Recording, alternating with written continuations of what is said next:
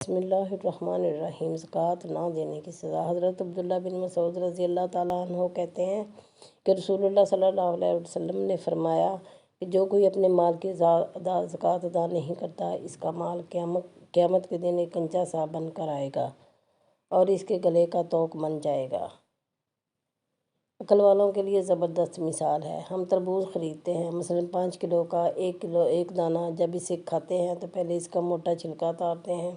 5 kilo में से कम 1 kilo छिलका निकलता है, यानी तकरीबन 20%। क्या हमें अफसोस होता है? क्या हम परेशान होते हैं? क्या हम सोचते हैं कि हम तरबूज को छिलके के साथ खा लें? नहीं, बिल्कुल नहीं। यही हाल माल्टे का है। हम खुशी से छिलका उतार कर खाते हैं, हालांकि हमने छिलके समेत ख़रीदा होता है, मगर छिलका फेंकते वक्त तकलीफ़ नहीं होती।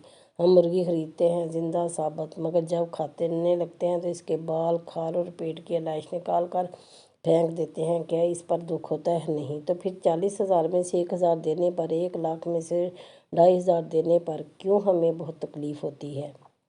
हालांकि ये सिर्फ 2.5% बनता है, यानी 100 रुपये में से सिर्फ 2.5 रुपये। ये तरबूज, केले, आम और माल्टे की छिलके और गुठली से कितना कम है। इसे ज़कात फरमाया गया है। ये पाकी है। माल भी पाक, ईमान भी पाक, दिल और जिस्म भी पाक और माशरा भी खुशहाल। इतनी मामूली रकम, यानी 40 रुपये में से सिर्फ 1 रुपया, और फ़ायदे